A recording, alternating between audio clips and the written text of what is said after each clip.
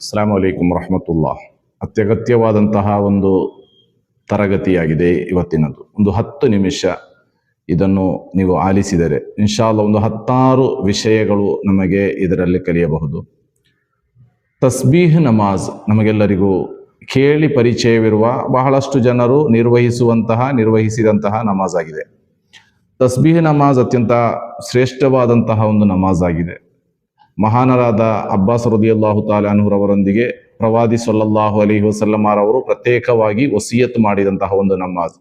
ಸಾಧ್ಯವಿರುವವರು ದೈನಂದಿನ, ಅಸಾಧ್ಯವಾದವರು ವಾರಕ್ಕೊಮ್ಮೆ, ಅದೂ ಸಹ ಸಾಧ್ಯವಿಲ್ಲದವರು ತಿಂಗಳಿಗೊಮ್ಮೆ, ಇದೊಂದೂ ಸಹ ಯಾವುದೂ ಸಾಧ್ಯವಿಲ್ಲದೆ ಇರುವವರು ವರ್ಷಕ್ಕೊಮ್ಮೆಯಾದರೂ ತಸ್ಬೀಹ್ ನಮಾಜ್ ನಿರ್ವಹಿಸಬೇಕು. ಅದು ಅತ್ಯಂತ ಶ್ರೇಷ್ಠವಾದಂತಹ ಒಂದು ನಮಾಜ್ ಆಗಿದೆ. ಸಾಧಾರಣ ಇದು ರಂಜಾನ್ ತಿಂಗಳಾಗಿರುವುದರಿಂದ ಬಹುತೇಕ ಜನರು ತಸ್ಬೀಹ್ ನಮಾಜ್ ನಿರ್ವಹಿಸುವಂತಹ ಒಂದು ಸಮಯವಾಗಿದೆ ಇದು.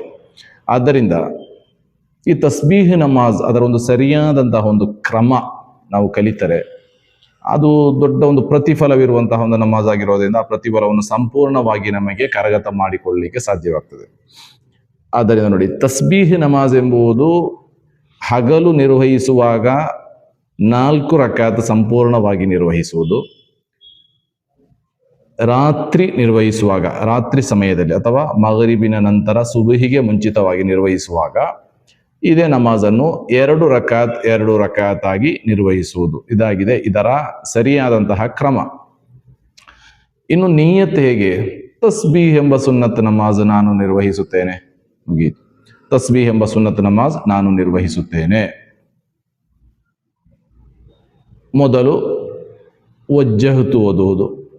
ವಜ್ಜಹತು ಜಿಹಿಯಲಿಲ್ಲದೆ ಗೊತ್ತಿದೆ ನಮಗೆ, ಆ ವಜ್ಜಹತು ಓದುವುದು.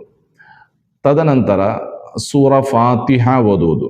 ಸೂರ ಫಾತಿಹಾ ಓದಿದ ನಂತರ ಅಲ್ಹಾಕುಮುತ್ ತಕಾಸುರು ಹತ್ತಾ ಜುರ್ತುಮುಲ್ ಮಕಾಬಿರ್, ಈ ಸೂರತ್ ಓದುವುದು.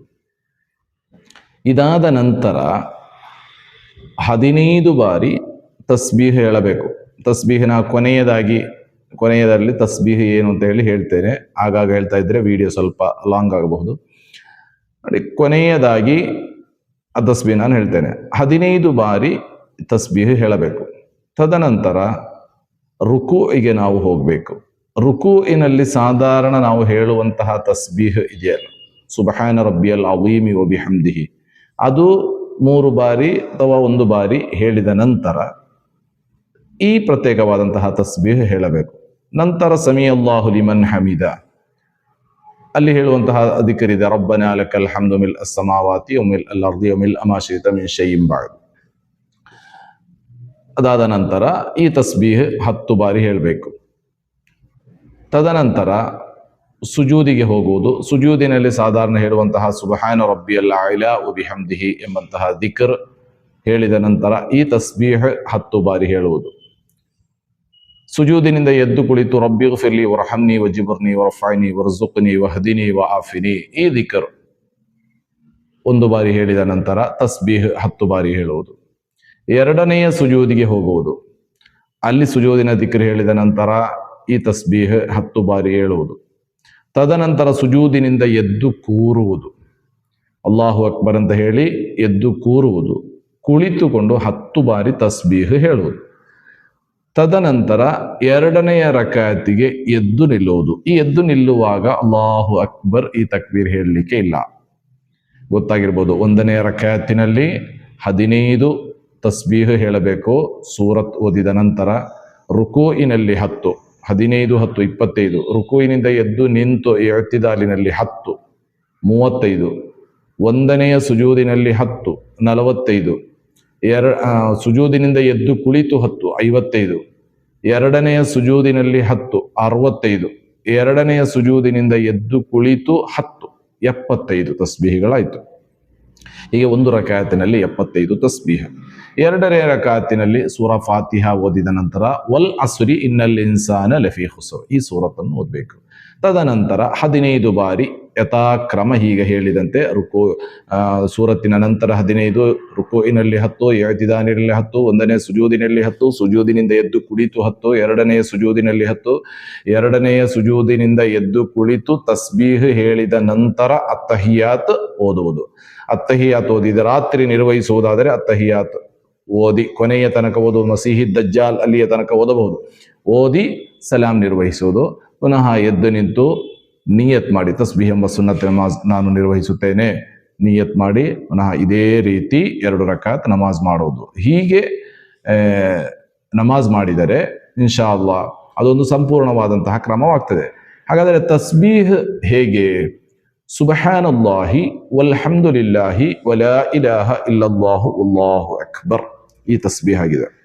ಅತ್ಯಂತ ತೂಕವಿರುವಂತಹ, ನಾಳೆ ಪರಲೋಕದಲ್ಲಿ ಮೀಜಾನ್ ಎಂಬ ತಕ್ಕಡಿಯಲ್ಲಿ ನಮ್ಮ ಒಳಿತುಗಳು ಕೆಡುಕುಗಳು ತೂಕ ಮಾಡಲ್ಪಡುವಂತಹ ಸಂದರ್ಭದಲ್ಲಿ ಒಳಿತನ್ನು ಹೆಚ್ಚಾಗಿಸುವ, ತೂಕವಾಗಿಸುವಂತಹ ಒಂದು ದಿಕ್ರಾಗಿದೆ ಸುಬ್ಹಾನಲ್ಲಾಹ್ ಎಂಬಂತಹ ದಿಕ್ರ್. ಈ ಸುಬ್ಹಾನಲ್ಲಾಹಿ ವಲ್ಹಮ್ದುಲಿಲ್ಲಾಹಿ ವಲಾ ಇಲಾಹ ಇಲ್ಲಲ್ಲಾಹು ವಲ್ಲಾಹು ಅಕ್ಬರ್, ಈ ದಿಕ್ರ್, ಈ ತಸ್ಬೀಹ್ ಇದಾಗಿದೆ ತಸ್ಬೀಹ್ ನಮಾಜಿನ ತಸ್ಬೀಹ್. ಇನ್ನು ಒಂದು ವೇಳೆ ಕೆಲವರಿಗೆ ಒಂದು ಸಂಶಯ ಇರಬಹುದು, ನಾವು ಸೂರತ್ ಓದಿ ತಕ್ಷಣ ನಾವು ತಸ್ಬೀಹ್ ಹೇಳದೆ ರುಕೂಗೆ ಹೋದರೆ ಪುನಃ ತಸ್ಬೀಹ್ ಹೇಳಲು ಎದ್ದು ನಿಲ್ಲಬೇಕೇ? ಬಾರದು. ಹಾಗೆ ಮಾಡಿದ ನಮ್ಮ ನಮಾಜ್ ಬಾತಿಲಾಗ್ತದೆ. ಮತ್ತೇನು ಮಾಡಬೇಕು? ನಾವು ರುಕೂಯಿನಲ್ಲಿ ಆ ತಸ್ಬೀಹನ್ನು ಹೇಳಬಹುದು. ಸೂರತ್ ಓದಿದ ನಂತರ ಹೇಳಲು ಸಾಧ್ಯವಾಗದ ತಸ್ಬೀಹ್ ರುಕೂಯಿನ ನಂತರ ರುಕೂಯಿನಲ್ಲಿ ಹೇಳಬಹುದು. ಇನ್ನು ರುಕೂಯಿನಲ್ಲಿ ತಸ್ಬೀಹ್ ಮರೆತರೆ ಅದನ್ನು ಎದ್ದು ನಿಂತು ಇಅ್ತಿದಾಲ್ ಇದೆಯಲ್ಲ, ರುಕೂಯಿನಿಂದ ಎದ್ದು ನಿಲ್ಲುವುದು, ಅಲ್ಲಿ ಹೇಳಬಾರದು. ಕಾರಣ ಇಅ್ತಿದಾಲ್ ಎಂಬುದು ಅದೇ ರೀತಿ ಸುಜೂದಿನಿಂದ ಎದ್ದು ಕೂರುವಿಕೆ ಇದೆಯಲ್ಲ, ಈ 2 ಸ್ಥಳಗಳು ಅದು ಅತ್ಯಂತ ಸಣ್ಣ ಫರ್ದುಗಳಾಗಿದೆ. ಅಲ್ಲಿ ನಾವು ಅದರಲ್ಲಿ ಹೇಳುವಂತಹ ದಿಕ್ರಲ್ಲದೆ ಇನ್ನಿತರ ದಿಕ್ರುಗಳನ್ನು ಅಲ್ಲಿ ಸೇರಿಸಬಾರದು. ಹಾಗಾದರೆ ರುಕೂಯಿನಲ್ಲಿ ಮರೆತ ದಿಕ್ರ್ ನಮಗೆ ಸುಜೂದಿನಲ್ಲಿ ಹೇಳಬಹುದು. ಒಂದು ಸುಜೂದಿನಲ್ಲಿ ಅಲ್ಲದಿದ್ದರೆ 2 ಸುಜೂದುಗಳಲ್ಲಿ ಸೇರಿಸಿ ಹೇಳಬಹುದು, ಯಾವುದೇ ರೀತಿಯ ತೊಂದರೆ ಇಲ್ಲ. ಇನ್ನು ಮರೆತರೆ ಪುನಃ ಅದಕ್ಕೆ ಮರಳಬಾರದು. ಸುಜೂದಿನಲ್ಲಿ ದಿಕ್ರ್ ಹೇಳಲು ಮರೆತರೆ ಅದನ್ನು ಮತ್ತೊಮ್ಮೆ ಸುಜೂದನ್ನು ಹೆಚ್ಚಿಸಿ ಆ ದಿಕ್ರ್ ಹೇಳುವುದು, ತಸ್ಬೀಹ್ ಹೇಳುವುದು, ನಮಾಜ್ ಸಿಂಧುವಾಗುವುದಿಲ್ಲ, ನಮಾಜ್ ಬಾತಿಲಾಗ್ತದೆ. ಈ ರೀತಿಯಾಗಿದೆ ನಮಾಜಿನ ಸಂಪೂರ್ಣವಾದಂತಹ ಕ್ರಮ. ಇನ್ನು ಕೊನೆಯ ರಕಾತಿನಲ್ಲಿ ಸುಜೂದಿನಿಂದ ಎದ್ದು ಕುಳಿತು ಮೊದಲು ತಸ್ಬೀಹ್ ಹೇಳಬೇಕೇ ಅಥವಾ ಅತ್ತಹಿಯಾತ್ ಓದಬೇಕೇ ಅನ್ನೋ ಸಂಶಯ ಇರಬಹುದು. ಅಲ್ಲಿ ತಸ್ಬೀಹ್ ಹೇಳಿದ ನಂತರ ಅತ್ತಹಿಯಾತ್ ಓದುವುದಾಗಿದೆ ಒಂದು ಸರಿಯಾದಂತಹ ಕ್ರಮ. ತಸ್ಬೀಹ್ ಎಲ್ಲ ಹೇಳಿದ ನಂತರ ನಾವೇನು ಮಾಡಬೇಕು? ಅತ್ತಹಿಯಾತ್ ಓದಿ ಮಸೀಹಿ ದಜ್ಜಾಲ್ ಅಲ್ಲಿಯ ತನಕ ಓದಿ ನಂತರ ಏನು ಮಾಡುವುದು? ಸಲಾಂ ನಿರ್ವಹಿಸುವುದು. ಅದರ ನಂತರ ಒಂದು ದುವಾ, ಯಾವುದೇ ದುವಾ ನಾವು ಮಾಡಬಹುದು. ಆದರೆ ಆ ತಸ್ಬೀಹ್ ನಮಾಜಿನಲ್ಲೇ ಮಾಡುವಂತಹ ಒಂದು ದುವಾ ನಾನು ಇದರಲ್ಲಿ ಕೊಟ್ಟಿರ್ತೇನೆ ಇನ್ಶಾ ಅಲ್ಲಾಹ್ ಕೊನೆಯಲ್ಲಿ. ಅದನ್ನು ನೀವು ನೋಡಿ ಇನ್ಶಾ ಅಲ್ಲಾಹ್ ದುವಾ ಮಾಡಿ. ಈ ತಸ್ಬೀಹ್ ನಮಾಜ್ ಅದು ನಮ್ಮ ಮನಸ್ಸಿಗೆ ಒಂದು ದೊಡ್ಡ ಸಮಾಧಾನವನ್ನು ನೀಡುವಂತಹ ಒಂದು ಇಬಾದತ್ತಾಗಿದೆ. ಯಾವುದೇ ರೀತಿಯ ಧೃತಿ ಇಲ್ಲದೆ, ಅರ್ಜೆಂಟ್ ಇಲ್ಲದೆ, ಸಮಾಧಾನದಿಂದ ಈ ನಮಾಜನ್ನು ನಿರ್ವಹಿಸುವುದು. ಒಂದು 20-25 ನಿಮಿಷಗಳಷ್ಟು ಸಮಯ ತಗಲ್ತದೆ. ಅದಕ್ಕಿಂತ ವೇಗವಾಗಿ ರಭಸದಿಂದ ಓದುವುದು, ನಿರ್ವಹಿಸುವುದು ಅಷ್ಟೊಂದು ಸೂಕ್ತವಲ್ಲ. ಕಾರಣ ನಾವು ಯಾವಾಗಲೂ ನಿರ್ವಹಿಸುವ ನಮಾಜ್ ಅಲ್ಲ ಇದು.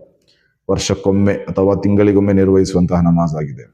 ಇನ್ನೊಂದು ಸಂಶಯ, 1ನೇ ರಕಾತಿನಲ್ಲಿ ಅಲ್ಹಾಕು ಮುತ್ತಕಾಸುರ್, 2ನೇ ರಕಾತಿನಲ್ಲಿ ವಲ್ ಅಸುರಿ, 3ನೇ ರಕಾತಿನಲ್ಲಿ ಕುಲ್ ಯಾ ಅಯ್ಯುಹಲ್ ಕಾಫಿರೂನ್, 4ನೇ ರಕಾತಿನಲ್ಲಿ ಕುಲ್ ಹು ಅಲ್ಲಾಹು ಅಹದ್. ಈ 4 ಸೂರತ್ಗಳನ್ನು ಓದಬೇಕು.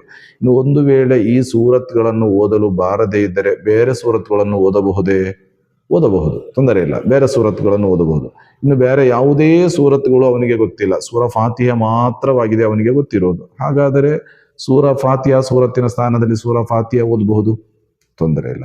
ಈ ರೀತಿ ಸರಿಯಾದ ಕ್ರಮದಲ್ಲಿ ನಮಾಜ್ ನಿರ್ವಹಿಸುವುದಾಗಿದೆ ತಸ್ಬೀಹ್ ನಮಾಜಿನ ಸರಿಯಾದ ರೂಪ. ಹಗಲು ನಿರ್ವಹಿಸುವಾಗ 4 ರಕಾತ್ ಒಂದೇ ನಿಯತ್, ಒಂದೇ ಬಾರಿ ಕೊನೆಯದಾಗಿ ಸಲಾಂ ನಿರ್ವಹಿಸುವುದು. ಲುಹರ್ ನಮಾಜ್ ನಿರ್ವಹಿಸುವ ಹಾಗೆ. ರಾತ್ರಿ ನಮಾಜ್ ಮಾಡುವಾಗ ರಾತ್ರಿಯ ಸುನ್ನತ್ ನಮಾಜ್ಗಳು, ಸಲಾತುಲ್ ಲೈಲಿ ಮಸನ ರಾತ್ರಿಯ ನಮಾಜ್ಗಳು, ಸುನ್ನತ್ ನಮಾಜ್ಗಳು 2 ರಕಾತ್ಗಳಾಗಿದೆ. ಅದರಿಂದ 2 ರಕಾತ್ಗಳು ನಿರ್ವಹಿಸಿ ಸಲಾಂ ಪೂರೈಸುವುದು. ಇದಾಗಿದೆ ಇದರ ಸರಿಯಾದಂತಹ ಕ್ರಮ.